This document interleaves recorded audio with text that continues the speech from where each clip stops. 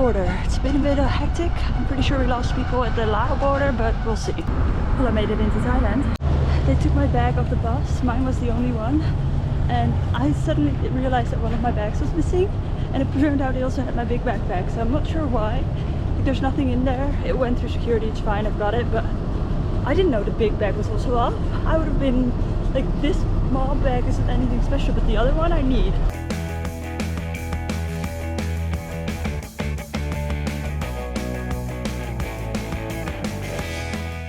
Good afternoon. Last you saw me, I was on the bus from Laos to Thailand, which I've got so much to say, but I'll try to keep it short. Basically, okay, so I booked my ticket through 12 Go Asia because they did pick up from my hostel, which was amazing. They drove me in a weird taxi, like car thing, I don't know, to the bus station. Luckily we got into a bigger bus. It was a very old bus, but it was fine. It would get me there. So basically how it works is you get to the Laos border, like in Laos, and you get out of the vehicle, like out of the bus, you go through immigration, like customs. You have to give them your declaration of exit, or like you have to fill in a piece of paper for departure. And then you give it to them, and then they read it, they stamp your passport, and you're on your way. So I did that, got back onto the bus, and then you have to cross the Friendship Bridge, which is the bridge, like to get to Thailand you have to cross a river. So the Friendship Bridge, like half of the bridge is Laos and the other half is Thailand. After you get across the bridge, you have to get out again at customs.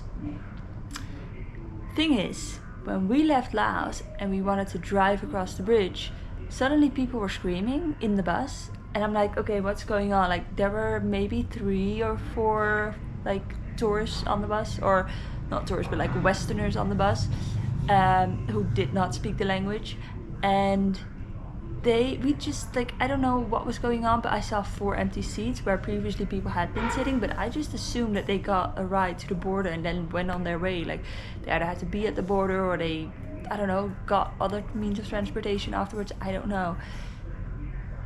I guess not, because they were screaming at the drivers, telling like, no, you have to stop, but the driver's like, no, screw that, I'm going. So there was a lot of discussions going about leaving 4 people behind in Laos, which I can understand. We hadn't even been there for that long. Like, I think we could have waited for like 20 minutes at least. And then I would have been like, okay, yeah, we've been here for a while. What's taking so long? Everybody's already gone through security or like through immigration. But you never know who, like what kind of passport people have, or what kind of, I feel like you need to be, I mean, you're doing international border crossing. So I feel like you need to account for different types of passports and perhaps different types of lengths of getting through customs. This is not gonna be a short story, I'm sorry. Then we crossed the bridge with 4 people less, and he, like the driver, or like, I guess not the driver, but there's like a second person who's like communicating with people, I don't know. He starts having a very, very long speech in either the language of Laos or the language of Thailand. I'm not entirely sure, maybe a mix of both, maybe both. I didn't understand the word he was saying, but I got the feeling that we needed to rush, like that we needed to hurry. So I was the 3rd one off the bus, but I was the 1st one at immigration. You get like a piece of paper that you also get when you want to enter Laos. You fill it in, like, this is my name, last name, passport number, residence, where are you gonna stay, how long do you want to stay in Thailand, you know, all the basic stuff for immigration. And then you go to immigration. Now the guy was, so far I've not really had proof of onward travel for any country, and Thailand was one of the countries where I was like, I don't know, but he didn't ask. He just asked me, where are you going? I said, oh, Udon Thani, which is where I'm staying right now. And then he's like, are you staying there? I'm like, no, I'm going to Bangkok tomorrow, which is the plan for tomorrow. And he's like, and then, because I'd filled in that I wanted to do like 30 days in the country, and I said, well, maybe some of the islands, like I don't really know. But I tried to be convincing because I was scared he was gonna ask me about proof of onward travel if I was like, oh, I don't know. He eventually stamped my passport, let me through. There were already quite a few people who had already gone through. And then I get back to the bus. At this point, I had 3 bags. I had my main backpack, which was like in the compartment underneath the bus.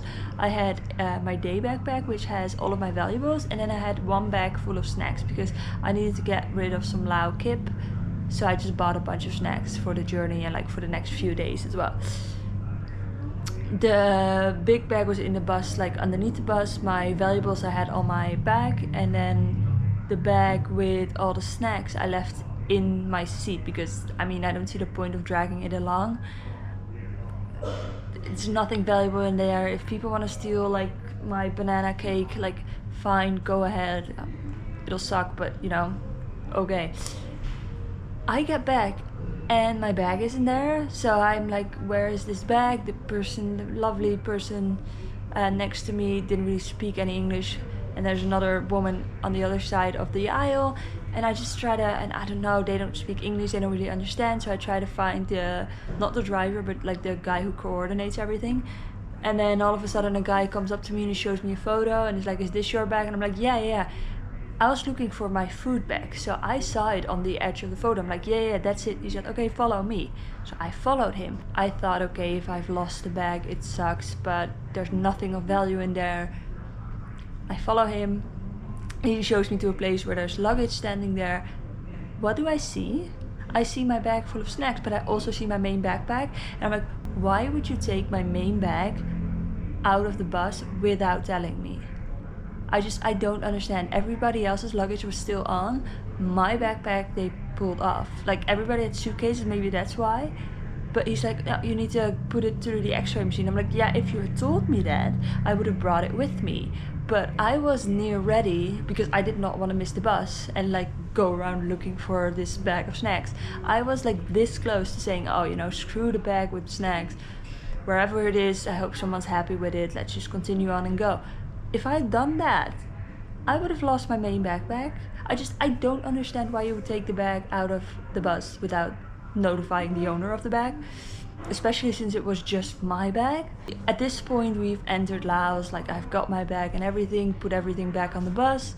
I showed the 2 ladies next to me like, oh, I've got my bag back, and now they finally understood what I meant. The 4 people that we had lost in Laos now suddenly got on the bus, and I'm like, how did you cross the bridge that fast? Like, how did you get here? It's fine. They get on the bus, they sit down, and we start driving off. But at this point we are missing someone else. The woman next to me, next to her, like on the window side, there was a man sitting there. He wasn't there anymore, and he was supposed to be on there because I could tell from all the arguing by the people surrounding my like seat and like seat area. They just started arguing with the like coordinator guy, but we just drive off. And I mean, if you like, I don't understand. We weren't there for that long. Just like in Laos, we got to Thailand, you had to go. And then like I wasn't even on the bus with my bags once I got my bags for like 5 minutes. And then they were like, okay, let's go.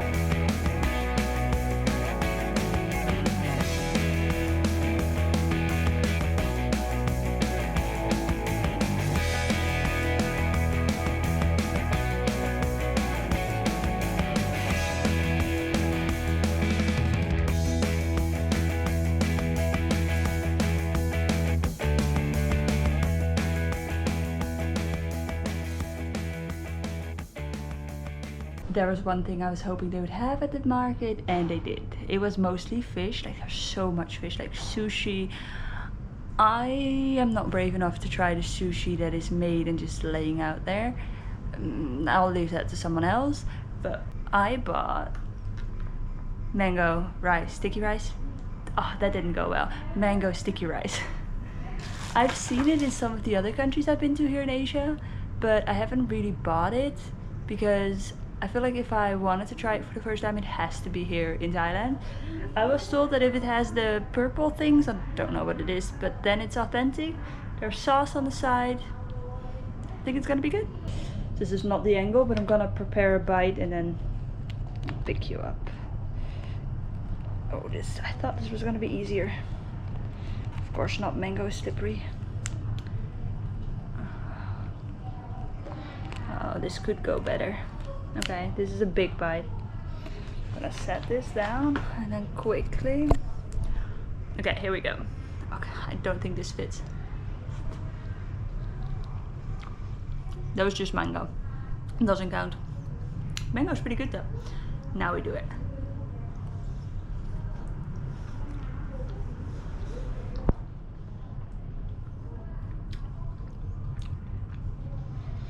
Whoa.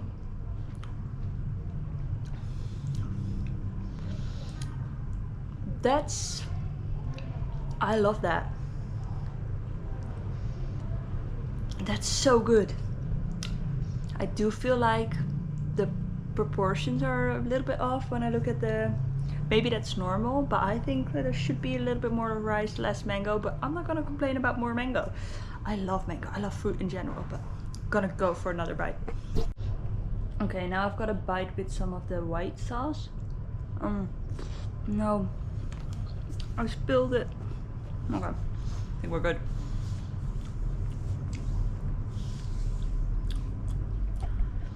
That's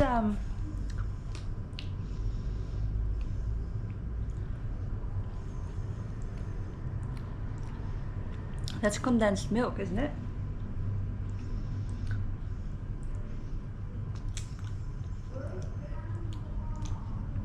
Yeah, that's condensed milk.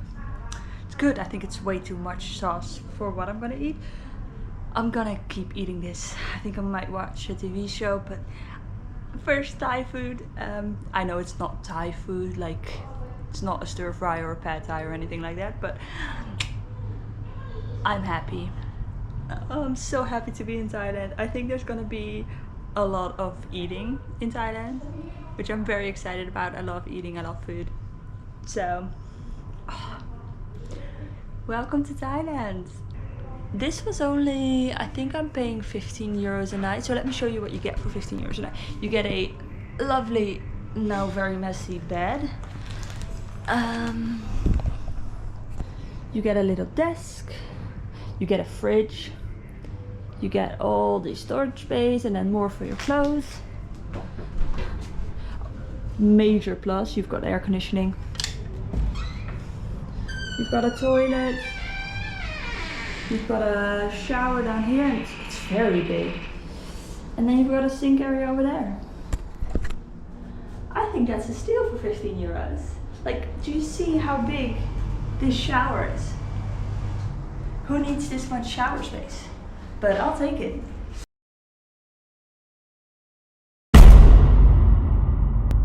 I just have to pack my bags, have breakfast, and then I'm off on a 9-hour bus to Bangkok.